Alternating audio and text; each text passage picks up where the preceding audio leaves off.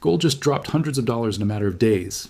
And right now, millions of people around the world are staring at their phones in complete shock, wondering if everything they thought they knew about safe money just turned out to be a lie. If you are interested in money, finance, or changing your financial future, like this video and subscribe right now, because what you are about to learn can change the way you see money forever. Here's what nobody is telling you right now. The people who are panicking the most are not the ones who bought gold recently. They are the ones who never understood why they bought it in the first place. And that difference, now that one thing, is going to separate the people who come out of this richer from the ones who come out of it broken. I'm going to show you exactly which side you are on. But first, you need to understand something that almost nobody is talking about. This crash did not come out of nowhere. It never does. But the way it was reported, the way it exploded across financial news channels and social media, made it feel like a sudden disaster, like a bolt of lightning hitting a clear blue sky. And that feeling, that emotional reaction, is the most dangerous thing in any financial event, not the crash itself, the feeling. Because the feeling is what makes people do things they will spend years regretting. And right now, that feeling is spreading faster than any financial fact ever could. Let me take you back to just a few weeks ago. Gold was sitting near all-time highs. People who had ignored precious metals for years were suddenly asking about it at dinner tables and family gatherings. A man named Tariq, a warehouse supervisor in his late 30s, had spent his entire adult life being told by his father to keep savings in gold. He had resisted for years, thought it was old-fashioned thinking. But when he watched gold climb week after week, something shifted. He transferred a significant portion of his savings into gold-backed assets. Not because he understood the market, but because it felt like the safe thing to do. Because everyone around him was doing it. And now, staring at the numbers on his screen, Tariq feels sick. But here is what Tariq does not know yet, and what I need you to understand before we go any further. The story of what happens next to gold is not the story most people think it is. And the version you're about to hear will change how you think about money, safety, and financial survival for the rest of your life. To understand what is actually happening, you need to understand one thing about gold that the financial media almost never explains clearly. Gold does not behave like a stock. It does not behave like a savings account. It does not follow the same rules as most things people put their money into. Gold is a mirror. It reflects the fear, the confidence, and the confusion of the entire global financial system. When that mirror cracks, even slightly, it does not mean the thing being reflected has disappeared. It means the reflection temporarily broke. And right now, we are watching that mirror crack in real time. But here's the part that matters. I will come back to this, but first you need to understand what actually caused this crash. There are three forces that collided at the same time to produce the drop we just saw. And when you understand all three, something is going to click for you. Something that will make you see financial headlines completely differently from this moment on. The first force is something called margin calls. Now, that sounds like financial jargon, so let me explain it simply. Imagine you borrowed money from a friend to buy concert tickets, expecting to resell them at a profit, but the concert got canceled. Now your friend wants their money back immediately, and the only thing you have to sell are those tickets, which are now worth almost nothing. So you sell them fast, at a loss, just to give your friend their money back. This is essentially what happens when large institutional investors, hedge funds, banks, big financial players, take losses in other parts of their portfolio. They have to raise cash quickly, and one of the easiest, most liquid things they can sell fast is gold. Not because gold is bad, but because gold is easy to sell. So when other markets get shaky, gold often takes a hit, not because its value has disappeared, but because someone needed quick cash, and gold was the most convenient ATM they had. This happened in 2020 during the COVID crash. Gold fell sharply first, then exploded to record highs months later. Most people who panic sold during the initial drop missed the entire recovery. But there is a second force driving this crash, and this one is more complicated, and honestly more frightening. I will explain it in a moment, but first I want you to meet someone else. Her name is Amara. She is a 26-year-old nurse, working double shifts, trying to build a financial future in a city where the cost of living grows faster than her salary. Amara started buying small amounts of physical silver and gold 2 years ago after watching videos about inflation destroying purchasing power. She was not greedy, she was not gambling, she was scared. And she thought precious metals would protect her from exactly the kind of economic chaos she kept reading about. Now, watching gold crash, Amara does not feel protected. She feels exposed, she feels like she made a mistake, and that feeling, that creeping sense of betrayal, is going to push her toward a decision in the next few weeks. And whether she makes the right decision or the wrong one will depend entirely on one thing she may not have yet. Context. Because what is happening to gold right now cannot be understood in isolation. It has to be understood in the context of what is happening everywhere else at the same time. Here is the second force, dollar strength. When the US dollar gets stronger, gold almost always falls in price. Why? Because gold is priced in dollars globally. So when the dollar rises, gold becomes more expensive for buyers in every other currency in the world. Demand drops, price drops. It is mechanical. It is not emotional. It is just math. And right now, specific economic signals, certain data releases, shifts in interest rate expectations have pushed the dollar higher. And gold is feeling that pressure.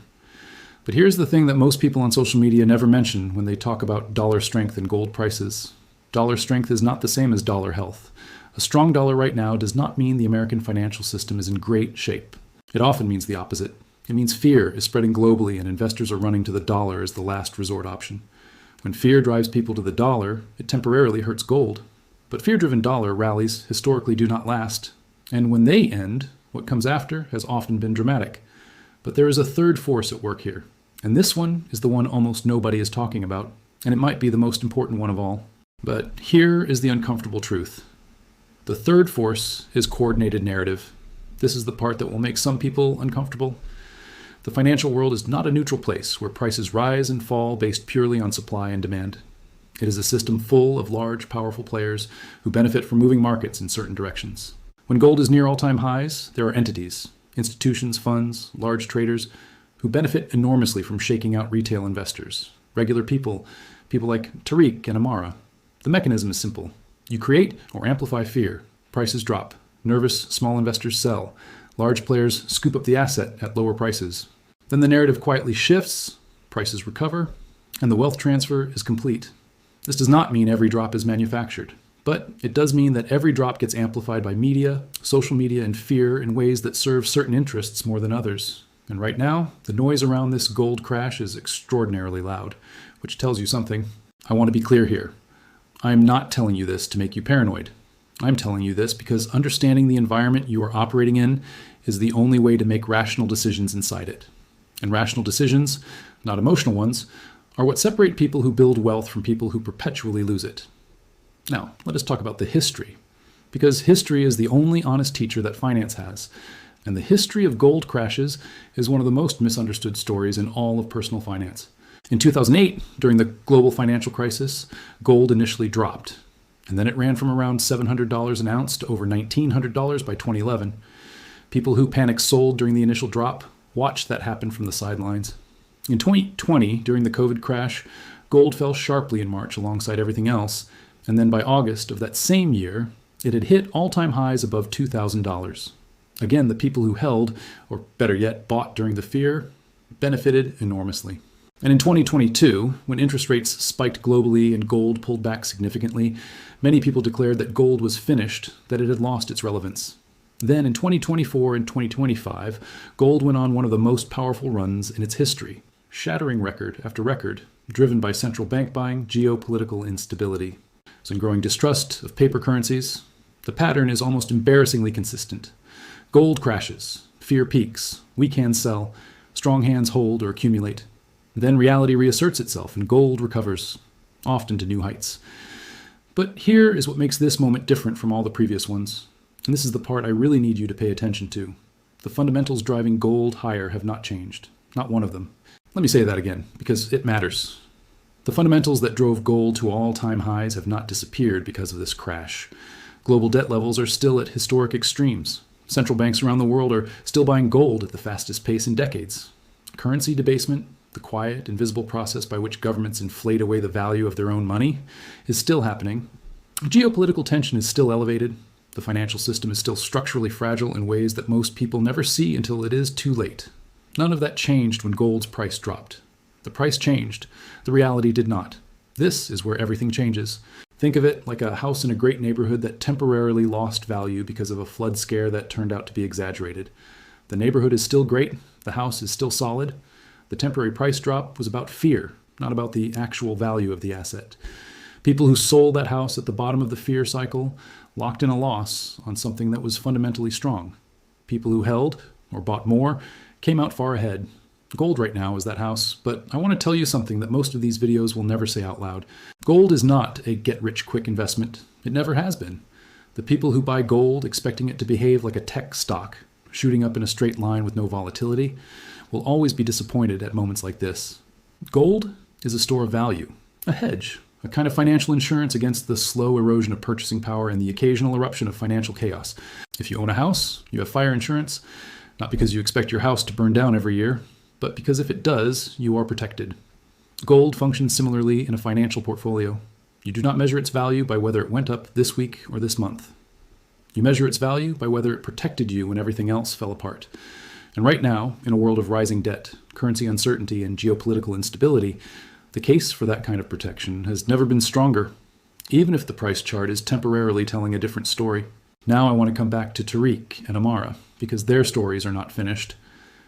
Tariq, sitting in front of his screen feeling sick, is about to make a decision, and the decision he makes will define his financial life for the next decade. He has two choices. He can panic sell, lock in his losses, walk away from gold, and tell himself he was never really a gold person anyway. Or he can do what almost nobody around him is doing right now. He can slow down, take a breath, ask himself, have the reasons I bought gold actually changed? Or has only the price changed? If he asks that question honestly, the answer is clear. Nothing that made gold valuable 2 months ago has stopped being true. The debt is still there. The uncertainty is still there. The reasons are still there. Only the price changed. And price, in the short term, is driven by emotion far more than by reality. Amara, for her part, is going to do something that surprises even herself. Instead of selling, she is going to buy more. Not because she is reckless, but because she understands something that took her 2 years to learn. You do not get to buy good assets at fair prices during stable, comfortable times. You get to buy them during fear, during uncertainty, during crashes. This moment, this uncomfortable, scary, headline-grabbing crash, is not a warning to get out. It is an opportunity to get in, or get in more if you understand what you are holding and why. And nobody talks about this part. The people who are loudest during a gold crash are almost never the people with the most knowledge. They are the people with the most fear. And fear is contagious in a way that knowledge is not. Financial media exists to attract attention, and nothing attracts attention like a crash. So every drop in gold becomes a catastrophe in the headlines, while every sustained multi-month rise gets quiet, measured coverage. This asymmetry in how crashes versus recoveries are covered creates a permanent distortion in how most people perceive the financial world. They feel crashes with visceral intensity. They observe recoveries with distant, almost suspicious curiosity. And this emotional imbalance, this tendency to feel losses more sharply than gains, is the single most exploited feature of human psychology in the entire financial industry. Every bank, every trading firm, every financial media company knows that you feel pain more sharply than pleasure. And they use that knowledge, consciously or not, to move you in directions that often benefit them more than they benefit you. So what actually happens next to gold? This is the question you came for, and I am going to give you the honest answer. In the short term, more volatility is almost certain. The forces that cause this drop, margin pressure, dollar strength, narrative amplification, do not resolve cleanly overnight. There will likely be more swings, both up and down, before a clear direction reasserts itself. Anyone who tells you they know exactly where gold will be in 2 weeks is lying to you, whether they know it or not. Short-term price prediction is not knowledge. It is gambling, dressed in the language of analysis. But in the medium to long term, the picture is different. The structural conditions that drove gold's extraordinary run over the past several years have not changed. Central bank accumulation, which hit record levels in recent years, reflects a growing institutional loss of confidence in fiat currency systems. That does not reverse because of a 2-week price drop. The global debt overhang, which is the slow-moving tectonic pressure underneath all financial markets, does not shrink because gold had a bad month. The geopolitical realignment happening across Asia, Europe, and the Middle East, which is fundamentally changing how nations store and transact value, does not stop because of a chart correction. These are tectonic forces, and tectonic forces are not moved by weekly headlines. But here is what I want you to sit with for a moment. The most important financial decisions you will ever make will not be made in calm, comfortable environments. They will be made in moments exactly like this one. Moments when headlines are alarming, when people around you are panicking, when the numbers on your screen look frightening, and when every instinct in your body is telling you to do something, anything, just to make the discomfort stop. These are the moments that define financial trajectories, and the people who thrive financially are not the ones who feel less fear. They are the ones who have learned to act despite it, who have built enough context, enough knowledge, enough conviction in their understanding of how the world actually works, that they can sit inside the storm without being swept away by it. Reza is a 42-year-old accountant who has been through 3 major gold corrections in his lifetime. He watched gold crash in 2008 and held. He watched it crash in 2013 and held. He watched it fall in 2022 and held. Every single time, the recovery that followed rewarded his patience enormously. Not because Reza is smarter than everyone else, not because he had some secret inside knowledge, but because he had done the work of understanding what gold actually is, why it exists in a portfolio, and what it would take for the fundamental case for holding it to actually break down. And he had never seen those conditions materialize, so he held. And now, watching his screen in 2026, Reza is not afraid. He is curious. He's watching the fear in the market the way a weathered sailor watches a storm, with respect, with attention, but without panic, because he has been here before. And he knows how the story ends. You do not have to be Reza yet, but you can start thinking like him right now. The question you need to ask yourself is not whether gold will go up or down next week. That question is unanswerable, and asking it is a waste of your mental energy. The question you need to ask is this: what role does gold play in my overall financial picture, and have the reasons for that role changed? If you bought gold as a hedge against currency debasement and the structural fragility of modern financial systems, those reasons have not changed. If you bought it because you saw a chart going up and wanted to catch the wave, you are in a much harder position, because that kind of thinking does not come with a framework for knowing when to hold and when to fold. And that lack of framework is not a gold problem. It is a knowledge problem, and knowledge problems can be fixed. Let me leave you with something that I want you to remember long after you have forgotten the details of this video. Every major financial asset in history has had moments where it looked finished, where the headlines declared it dead, where the charts looked catastrophic, where smart-sounding people gave confident reasons for why it would never recover. Stocks looked finished in 2009. Oil looked finished in 2020. Bitcoin looked finished at least 4 or 5 different times. And gold has looked finished more times than I can count. And every single time, what determined whether people made money or lost money was not their ability to predict the future. It was their ability to stay rational in the present, to separate the price from the value, to separate the noise from the signal, to separate the emotional story being told in the headlines from the structural reality playing out beneath them. The price of gold went down. That is real. That happened. But here is the question that separates the people who build wealth from the people who perpetually miss out. Does a lower price mean lower value? Or does it mean the same value at a lower price? Because those two things are completely different. And which one is true in any given moment depends entirely on what you understand about the asset you are holding. Tariq eventually decided not to sell. He closed his screen, went for a walk, and called his father, the same man who had been telling him to hold gold for decades. His father said something simple. He said, "The gold did not change, only the fear did, and fear always passes." Amara bought more, quietly, without telling anyone, without posting about it, without asking for validation. She simply understood that the reasons she had started buying had not gone away, and that the opportunity to buy more at lower prices was not a punishment. It was a gift. And Reza just kept watching. Calm, patient, waiting for the storm to pass, as he had done 3 times before, already thinking about what comes after the fear. The financial world will always have moments like this: crashes, panics, headlines that feel like the end of everything. And every single time, the people who survive and thrive are not the ones who react the fastest. They are the ones who think the clearest, who have done the reading, the learning, the work of building a framework that does not collapse under the weight of a scary chart. You are watching this video because something in you understands that financial knowledge is not a luxury. It is a survival skill. And every time the market hands you a moment of fear like this one, it is also handing you a test of what you actually know, what you actually believe, and how much you actually trust the understanding you have built. The question now is simple. Who are you in this story? Are you the person who clicks away and hopes it all works out? Or are you the person who stays, who learns, who builds the kind of understanding that turns fear into opportunity, that turns panic into patience, that turns a gold crash into a moment of clarity rather than a moment of loss? The decision is yours. And it starts right now. If you learned something new today, make sure to subscribe to Money Insights and like this video. More powerful financial truths are coming next.